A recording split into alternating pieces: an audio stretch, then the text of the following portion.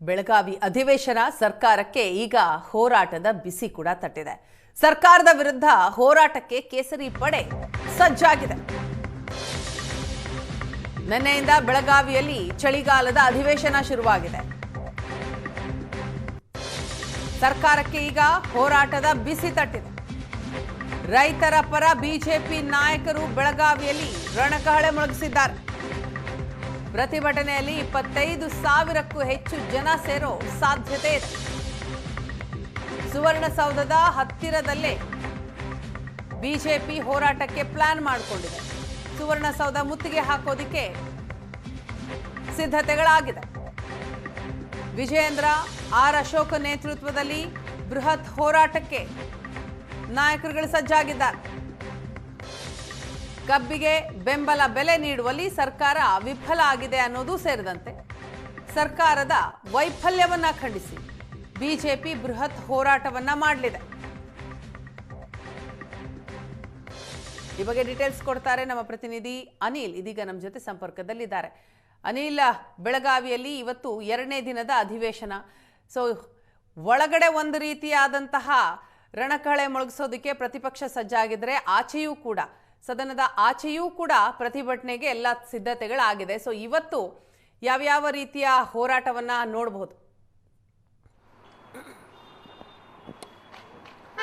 ಹೌದು ವಿನ, ಚಳಿಗಾಲ ಅಧಿವೇಶನ ಇದೀಗ 2ನೇ ದಿನಕ್ಕೆ ಕಾಲಿಟ್ಟಿರುವಂಥದ್ದು. 2ನೇ ದಿನಕ್ಕೆ ಈಗ ಸರ್ಕಾರಕ್ಕೆ ಪ್ರತಿಭಟನೆಗಳ ಬಿಸಿ ಕೂಡ ತಟ್ಟೋಕ್ಕೆ ಕೂಡ ಎಲ್ಲ ರೀತಿಯ ಸಿದ್ಧತೆಗಳು ಕೂಡ ಆಗಿರುವಂಥದ್ದು. ಇವತ್ತು 8 ಸಂಘಟನೆಗಳು ಸರ್ಕಾರ ವಿರುದ್ಧ ಪ್ರತಿಭಟನೆಗೆ ಮುಂದಾಗಿದ್ರೆ, ಅದರ ಜೊತೆಗೇ ಬಿಜೆಪಿ ಕೂಡ ಬೃಹತ್ ರೈತ ಸಮಾವೇಶ ಮಾಡೋಕ್ಕೂ ಕೂಡ ನಿರ್ಧಾರವನ್ನು ಮಾಡಿರುವಂಥದ್ದು. ಬಿಜೆಪಿ ರಾಜ್ಯಾಧ್ಯಕ್ಷ ವಿಜೇಂದ್ರ ಹಾಗೂ ಪ್ರತಿಪಕ್ಷ ನಾಯಕ ಆರ್ ಅಶೋಕ್ ನೇತೃತ್ವದಲ್ಲಿ ಇವತ್ತು ಮಾಲಿನ್ಯ ಸಿಟಿಯಲ್ಲಿ ಒಂದು ಬೃಹತ್ ರೈತರ ಹೋರಾಟ ಸಮಾವೇಶ ಕೂಡ ನಡೆಯಲಿದೆ. ಅಲ್ಲಿ ಪ್ರಮುಖ ಬೇಡಿಕೆಗಳಂತಂದರೆ, ಈ ಬಾರಿಯ ಅತಿ ಹೆಚ್ಚು ಮಳೆಯಾಗಿರುವ ಹಿನ್ನೆಲೆಯಲ್ಲಿ ಅತಿ ಹೆಚ್ಚು ಬೆಳೆ ಹಾನಿ ಕೂಡ ಆಗಿರುವಂಥದ್ದು.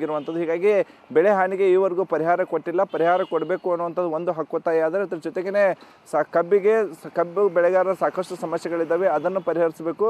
ಮತ್ತು ಸೋಯಾಬೀನ್ ಏನು ಬಿತ್ತನೆ ಮಾಡ್ತಕ್ಕಂಥ ಸಮಯದಲ್ಲಿ ವಿತರಣೆ ಆದಂತಹ ಬೀಜಗಳೆಲ್ಲವೂ ಕಳಪೆಯಾಗಿರುವಂಥದ್ದು. ಹೀಗಾಗಿ ಸಾಕಷ್ಟು ರೈತರು ಕೂಡ ನಷ್ಟವನ್ನು ಅನುಭವಿಸುವಂಥ ಪರಿಸ್ಥಿತಿ ನಿರ್ಮಾಣ ಆಗಿತ್ತು. ಹೀಗಾಗಿ ಆ ನಷ್ಟವನ್ನು ಭರಿಸೋಕೆ ಪರಿಹಾರವನ್ನು ಕೊಡಬೇಕು ಸೇರಿದಂತೆ ವಿವಿಧ ರೈತರ ಸಮಸ್ಯೆಗಳನ್ನ ಮುಂದಿಟ್ಟುಕೊಂಡು ಈಗ ಬಿಜೆಪಿ ಕೂಡ ಬೃಹತ್ ಸಮಾವೇಶವನ್ನು ಮಾಡ್ತಿರುವಂಥದ್ದು. ಸುಮಾರು 30,000ಕ್ಕೂ ಅಧಿಕ ಜಿಲ್ಲೆಯ ರೈತರು ಈ ಒಂದು ಸಮಾವೇಶದಲ್ಲಿ ಪಾಲ್ಗೊಳ್ಳಲಿದ್ದಾರೆ ಅನ್ನುವಂಥ ಮಾಹಿತಿಯನ್ನು ಬಿಜೆಪಿ ವಲಯದಿಂದ ಕೂಡ ಬರ್ತಿರುವಂಥದ್ದು. ಅದ್ರ ಜೊತೆಗೇ ಸಮಾವೇಶ ಆದ ಬಳಿಕ ಹಂಗೆ ಮಾಲಿನ್ಯ ಸಿಟಿಯಿಂದ ಸುವರ್ಣಸೌಧವರೆಗೆ ಪಾದಯಾತ್ರೆ ಮೂಲಕ ಸುವರ್ಣಸೌಧ ಮುತ್ತಿಗೆ ಹಾಕೋ ಕೂಡ ಈಗ ಬಿಜೆಪಿ ನಿರ್ಧಾರವನ್ನು ಮಾಡಿರುವಂಥದ್ದು. ಇದು ಬಿಜೆಪಿ ಮಾಡಿರ್ತಕ್ಕಂತಹ ಸಮಾವೇಶ ಆದರೆ, ಇನ್ನು ಸರ್ಕಾರಕ್ಕೆ ಬಿಸಿ ಮುಟ್ಟಿಸೋಕೆ 8 ಸಂಘಟನೆಗಳು ಈಗಾಗಲೇ ಸಜ್ಜುಗೊಂಡಿರುವಂಥದ್ದು.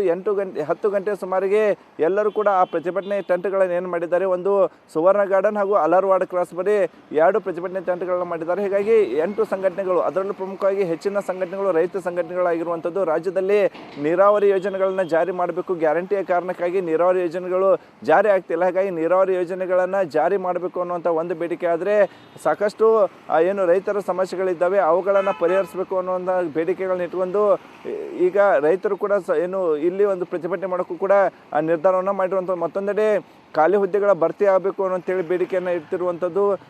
ಏನು ತ್ರಿಭಾಷೆ ನೀತಿಯನ್ನು ಜಾರಿ ಮುಂದುವರಿಸಬೇಕು ಅನ್ನುವಂಥ ಬೇಡಿಕೆ ಆಗಿರ್ಬೋದು.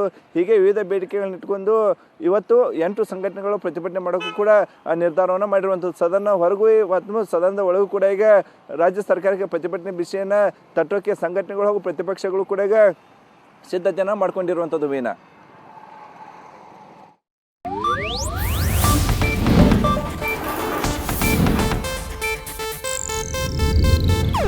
ಇದು ಏಷ್ಯಾನೆಟ್ ನ್ಯೂಸ್ ನೆಟ್ವರ್ಕ್ ಪ್ರಸ್ತುತಿ.